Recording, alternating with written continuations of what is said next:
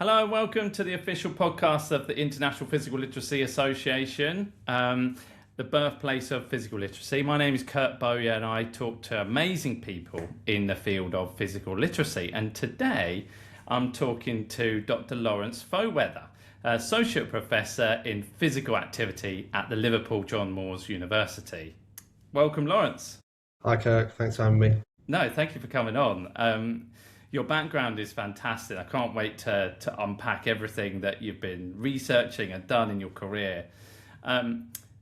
Always, our first question in this podcast is, in under 30 seconds, can you explain what physical literacy means to you? Sure. My understanding is aligned with the England consensus statement, I guess. And in England, we defined physical literacy as being about our relationship with movement and physical activity. And the reason why it's defined as our relationship is because it's shaped by how we think, how we feel, what we do, and the experiences we have along the way. It's also defined as a relationship because it's complex, it's ever-changing, it's dynamic, and it's also a relationship because it reflects our connection and our commitment to movement and our willingness to want to choose to move, really. So yeah, the extent to which we have a positive and meaningful relationship with movement is how I would define it. That's amazing. Thank you. You can just give a little bit about your background?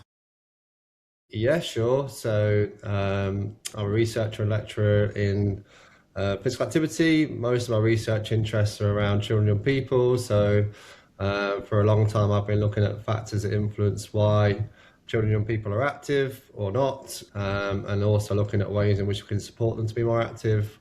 And I guess through that work, my research really, I've looked a lot at motor competence and fundamental movement skills, and then from that really I recognised that there was more holistic factors that influence children's movement, and that led me to physical literacy really from there, really, and more recognition of wider physical, social, cognitive, and affective kind of influences. So physical, move, connect, social influences, think, being cognitive, and then affective being how we feel about movement activity too, really. So that led me to that. And so, yeah, I guess I'd just try and research and find different ways to be more active.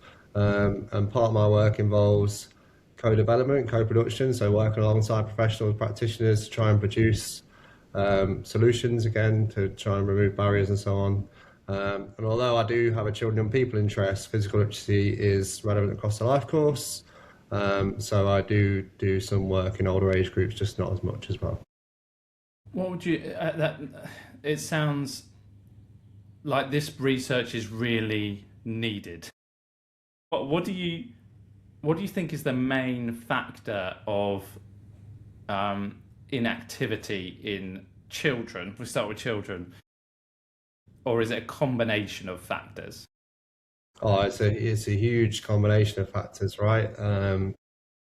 We can draw on something called the socio-ecological model, which kind of recognizes that there's multiple layers of influence on our behaviors. So yes, there's individual factors, so our demographics, where we're from, our background, our affluence, our health status, all those kind of psychological factors as well, and our movement competence, but also the people around us, how we interact in our communities and the culture that we live in and experience, and also kind of the environments we kind of move in as well. So places and spaces to move in, our access to green and blue spaces like nature and nice forests and beaches and rivers and so on, really, and equally kind of opportunities as well, really. So is there an activity or opportunity near us that is something we can access, and there's equity there in terms of being able to reach us.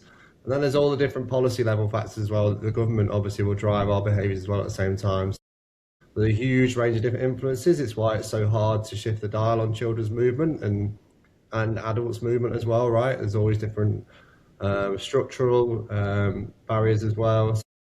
There's not one factor. It's very, very complex, really, but I think we are hopefully shifting the dial in the right direction as we go forward. So with your research, what are you researching specifically at the moment, and what's the impact of that research? what do you hope is going to change as a result of your research? So most of my research now is focused on physical literacy itself. So mainly around trying to improve professionals and practitioners understanding the concept. So physical literacy is a really rich, diverse topic, which is great, but it also can mean it can get quite confusing, and there's also quite a lot of misconceptions around the concept. So part of my work really is around trying to communicate in simple and clear terms what physical literacy is, and also help people understand the differences between related terms like physical education and physical activity, and how physical literacy fits into the wider piece really as well at the same time. So I look at that, and then I led the Physical Literacy Consent Statement for England project. So that was all about really trying to simplify physical literacy and produce some kind of bite-sized messaging that everyone could understand, not just an expert in brackets, but a non-specialist, whether it be a GP or a parent or a coach or an educator or a social care worker or whoever. They should be able to read the consent statement and understand what physical literacy is, because it's written in a really accessible, inclusive way, really. So there's that part of the piece, understanding what it is. And the other thing I try and do is try and support people in ways to enhance and improve physical literacy. So how do we support people to have a positive relationship with movement? So I guess part of my work now is looking at principles for implementing physical literacy in practice. And we developed some with colleagues and Sport England called the Thrive Principles. So now I'm interested really in seeing how the Thrive Principles work in practice and researching the benefits of those, and are they effective in terms of supporting people to have a positive experience with movement. So can we just go back on that? Look, Lawrence, did you say the prior principles? Thrive. Thrive. Oh, the Thrive Principles. Can you explain a little bit more about the Thrive Principles? Yeah, so the Thrive Principles are, they stand for tailored, holistic, reflective, inclusive, varied, and empowering. Okay, so if as a movement opportunity provider, whoever you are, right, whatever level in terms of adults or children, young people, or whoever really, but if we can make sure that our experiences that we offer are tailored, so they're person-centered or child-centered or adult-centered, they're built around the individual and their strengths and needs and their preferences and their circumstances. So if we can do that, and also if we can take into account their development, so how that person move, connect, thinks and feel, and we design an offer that's person-centered and tailored, hopefully that will support a positive, meaningful relationship. Also, if it is holistic in terms of the experience, so it's not just focused on physical skills, and it's not just focused on fundamentals or fitness or coordination, but if it's a truly holistic experience that fosters holistic development in both, not just physical, but also social, cognitive, and affective domains, so how we think and how we feel and how we connect with others as well, then that's more likely to help us to have a positive relationship with movement. The R is for reflective, so that's kind of trying to encourage our participants, our individuals, to reflect and review, on their progress. What is it they're doing well in? What do they enjoy? What do they find meaningful? What matters to them? What would they prefer to do? Really reflect on that. Also think about setting goals. So what is it they want to do in the future, and how do they want to be active and move in the future? And getting them to review and reflect on their progress in terms of looking at their journey and where they come from and where they want to go in the future really as well at the same time. So trying to encourage reflection amongst our participants that helps them to understand their relationship with movement and where they want to go next is important too. The I is for inclusive, and that's about two things really. One is about equity of opportunity, so everyone has the opportunity to move in the way that they want to move in. And then also it's about the actual inclusive space and the environment that you provide once they do come to a session or an activity, or really, and that's about creating a sense of belonging. It's about creating a safe space, physically safe, but emotionally safe as well, making everyone feel welcome, that kind of thing really. And then the V is for varied, and varied basically is about giving people opportunities to move in different ways and explore different ways of moving, and that might be in different places and spaces, different environments, whether that be indoors or outdoors or in nature or on hard surface, but different ways of moving in different places and spaces. It's also about variety and challenge. So think about just right challenge for people, optimal challenges, but actually people have got the opportunity to challenge themselves if they want to do so, and you've got a tailored offer in terms of challenge that can vary based on ability. And it also can be about varying in terms of individual versus group and so on, really. But try and think about all the host of different variations of movement activity in sport or unstructured opportunities, really. But you want people to access that different exploration and find different ways of moving. So that's the varied one. The last one is E, which is empowering. And empowering is all about what's the vehicle to ensure that movement is meaningful to people and really connects with them. Well, we need to give them voice and we need to give them choice. So that's really important to empower people and give them agency. And then the other thing about empowering is actually what we want ultimately is people to have autonomy and independence as well. So, are we creating and helping people to take responsibility of their movement journeys, so that actually we're empowering them to be active individually as individuals in the future. So not just in your session, but they go out the session and want to be active and actually have the skills and capabilities to do so too as well, really. So we think, I guess, that, if an activity is tailored, it's holistic, it's opportunities for reflection, if it's inclusive, if it's varied and empowering, we think that people will be more likely to have a positive relationship with movement as a result of those things, really. Part of one of the things I want to explore now is trying to capture some evidence around that and evaluate that and see if those principles do really see those positive changes that we hope to see.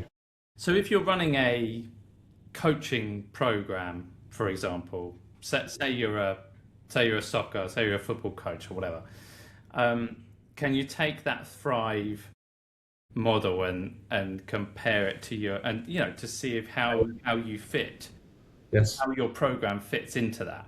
yeah, 100%. So you could look. So basically, and your listeners, if they go to the Sport England Positive Experiences Collective web pages, in the best practice resource tab, there is some enactment guides, and they talk about how you might use these principles to reflect on your practice in different sectors. So there's education, there's kind of sport coaching, community, and so on, really. So absolutely, there's a series of reflective questions that get you to think about: is your offer tailored? Is it reflective? Are you doing X, Y, and Z? And that can be a lens in which you can review your own practice, your own provision, and see whether it's aligned with a physical literacy approach, because people often talk about a physical literacy approach. Well, what does that actually mean, right? What does it actually look like? And Thrive is our way of saying, well, this is what it looks like, okay? This is our way of how you would do this in practice.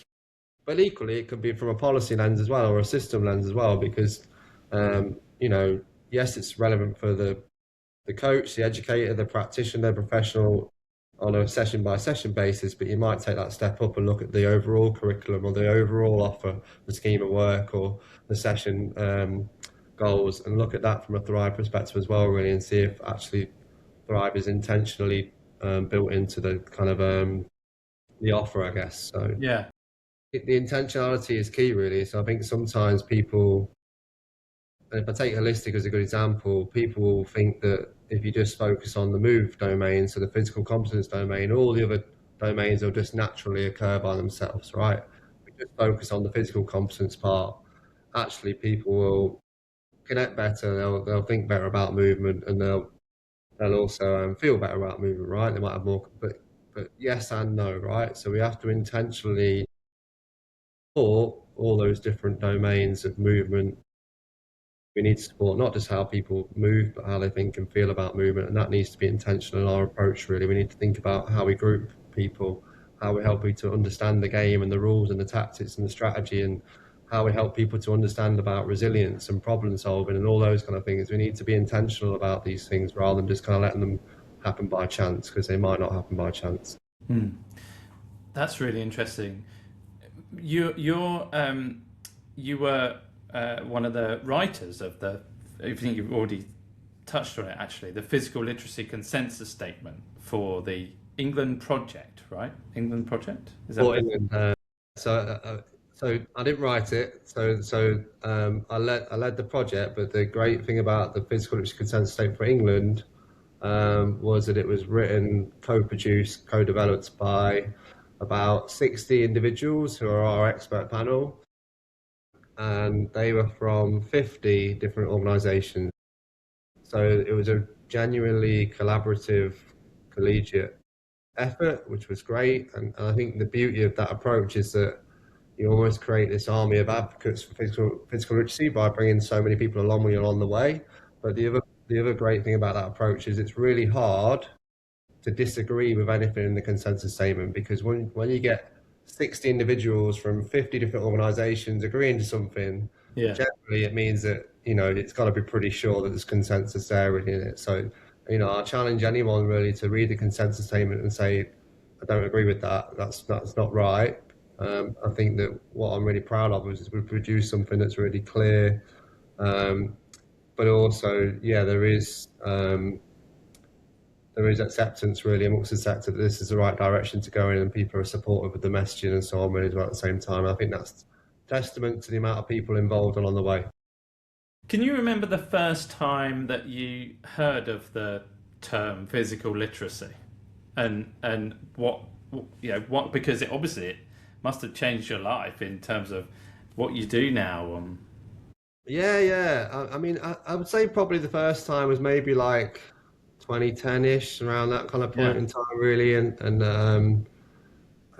I just finished my PhD in a couple of years before, and my PhD was focused on looking at the effect of after-school clubs on children's fundamental movement skills, their psychological well-being, their physical activity, their fitness. And within Wow. that, Let's just hold up there. What did you find there? what I found there is that you can increase children's movement skills, but not see any impact on their physical activity behaviour. So Wow. Okay. Why? Why? I think, like I said before, really, it's more than just the physical, right? So it's more than just physical competence that's important there, really. And I think, I also looked at perceived competence in there as well. And what was really interesting in that study, my PhD study, was that um, we had boys and girls taking part in our after school club, and both boys and girls increased their movement skill competence. Um, but actually, when it came to perceived competence, boys went up and girls went down. So even though the girls improved, they actually had more negative perceived competence following the program, the after school program. And that's basically, we think, or I hypothesize, because um, you get better at judging your perceptions of competence. You get better at judging how good you are the more experience you have. So, you get more opportunities to compare yourself to others. You get more opportunities to see if you're good at a skill because you get more opportunities to practice. And I think basically what happened was that probably at the start of the project, the research, the girls probably weren't that good at judging their competence really, and actually what they probably had an inflated level of perceived competence at the start, and then by taking part in the actual program, they kind of realised what level they were at really, and that maybe made them be more accurate, and that unfortunately made them probably realise that they weren't necessarily as good as they thought they were originally, and that's probably why we saw the change. But anyway, yeah, so that project really helped me to understand that it wasn't just about the physical, and then kind of grew into Margaret's definition, the IPLA definition from there, really. And I think what was nice was I kind of have seen the evolution of physical literacy in England. So, because I was aware of it, I was looking out for it, and I saw how it started to get picked up in national policy in England, around 2014, 2015 time. It started to appear in national strategy. I've kind of seen the evolution of physical literacy in this country over time, really. And I think that the great thing about the consensus statement is it's kind of galvanised it again and kind of made it kick on again in our country, at least.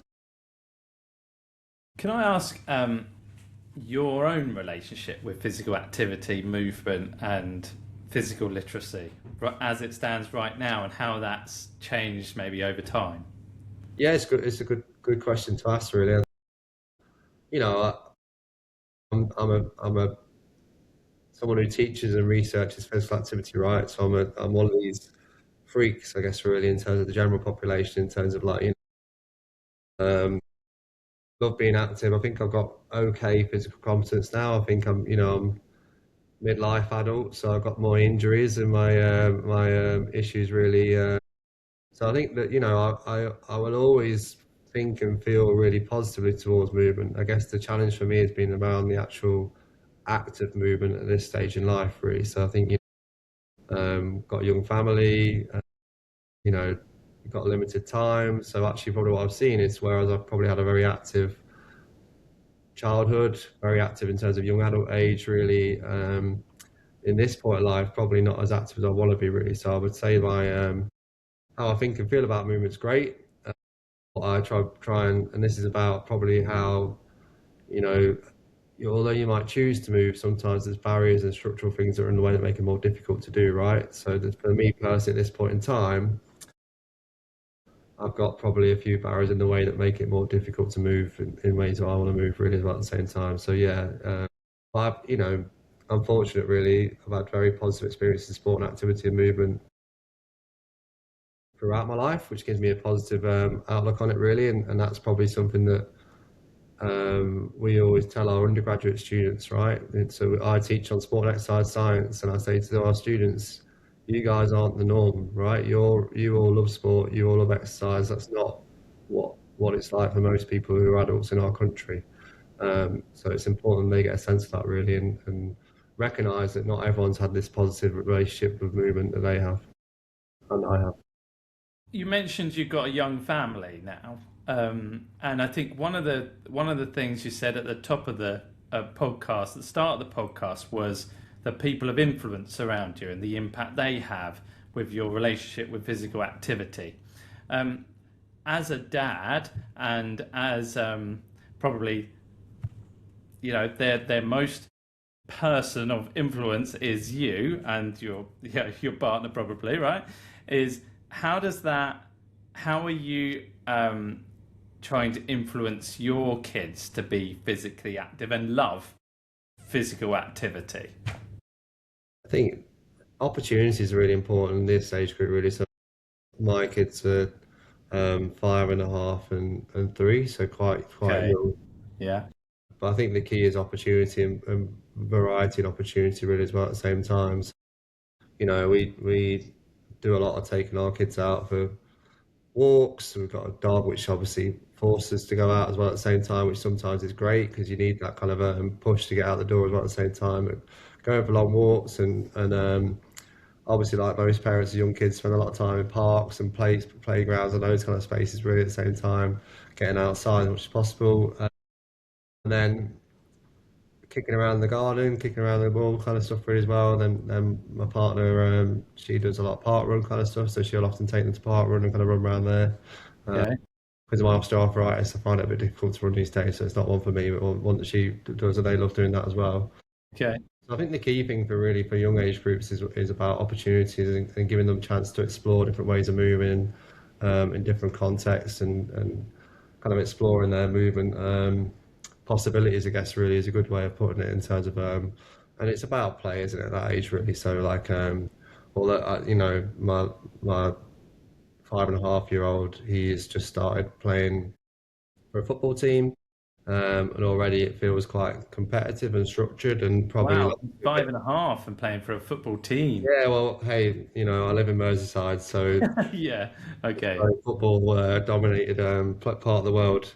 But there is that um, community sport provision in terms of football in this area, but with that becomes competition and structure, and actually is that appropriate for this age group really, and should there really be about ability in teams and all that kind of stuff this early in their movement journey really? So yeah, interesting to look back on that. Yeah.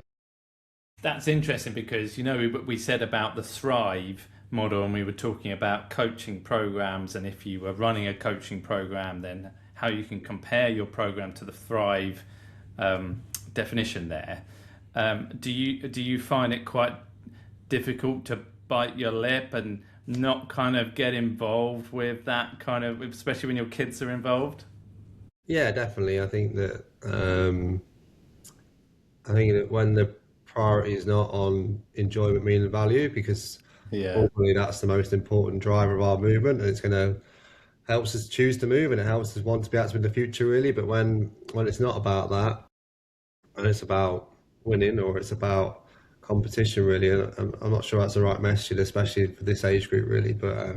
But equally, that's just as relevant for adults too, right? For adults, it's not. Lots of adults don't want competition. They don't want winning and losing. They don't want it to be too serious. They just want to be fun, be chill, be active in ways that kind of help them to move really as well at the same time. Um, so yeah, it is hard because I think that I've got that lens, but equally I do know that this is not necessarily easy to do in practice as well, right? So it's not that easy to be tailored and person-centered to every child in your session or every adult in your session, right? That's a really difficult skill to do, and probably the most experienced practitioners can do that, where they might look around the room and say, oh, that child is strong in this, so therefore this is the best activity for them to try and do, or whatever. That's a really challenging skill set. I don't probably um,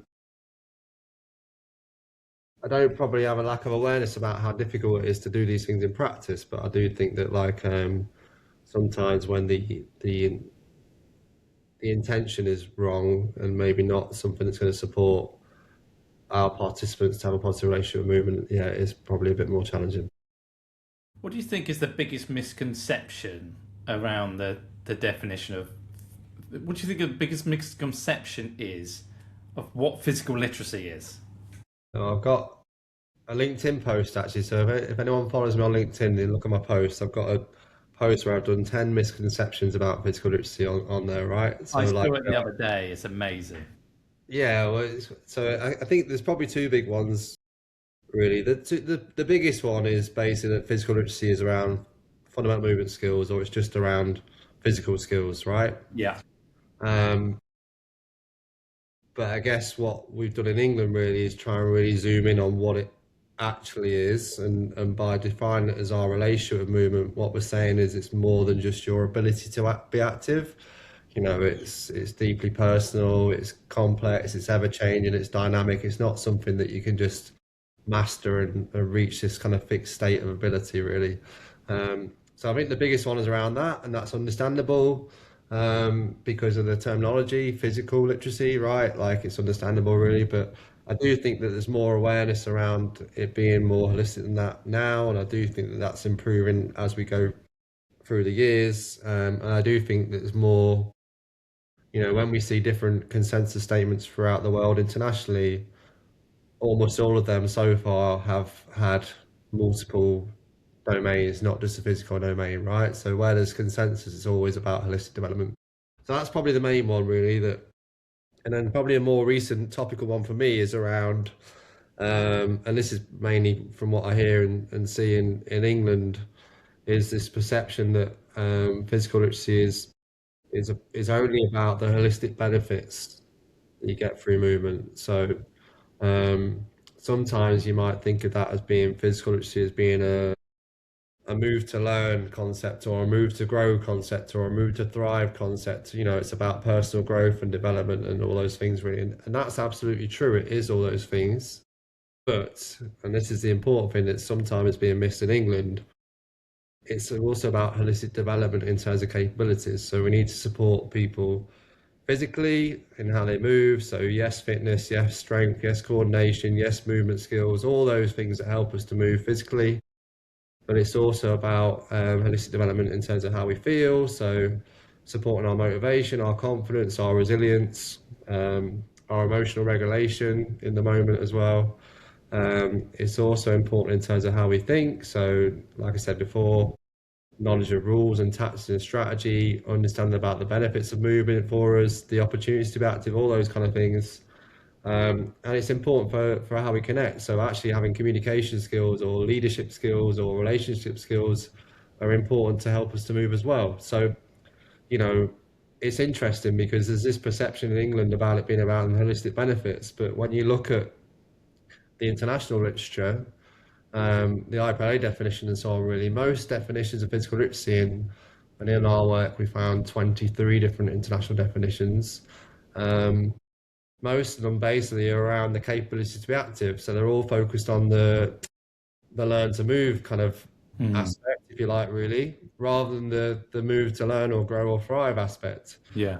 Um, and I think that's important because ultimately, if we want to give people agency and autonomy to move, we need to support them to be able to move in the first place, really. So, but that's beyond just the physical, it's holistic development for that purpose, really. So, I guess the way of putting this is it's holistic development for holistic development, if you like, but you need to focus on the movement context first and getting people to do well and feel good in that space before you can see those life skill benefits, those personal growth benefits, the transferable skills that people might talk around movement as well at the same time, really.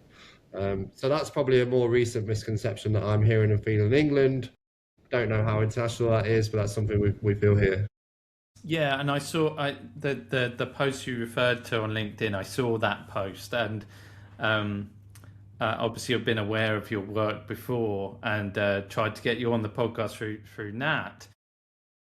I just saw it and said, right, got to get him on the podcast. It's so good. So just finally, then, is there anywhere that the listeners can go and learn more about what you're doing, what you're researching? Obviously, there's LinkedIn. Is there any other places they can go? LinkedIn is the best place, but you know, you can find me on the LJMU website if people want to drop me an email. Just look for my profile on Liverpool John Moores University and find me. But also a lot of the things I kind of do are also shared on the Sporting and Positive Experiences Collective website. So if people Google that and look at the best practice pages, you can often listen to me or find some resources that I contributed to on there really as well at the same time. And there's bits of research here and there that people might find useful as well. Absolutely. Thank you so much, Dr. Lawrence Foweather. It was amazing speaking to you. And yeah, thanks for everything you're putting out. It's super inspiring. Thanks, Kirk. Appreciate your time.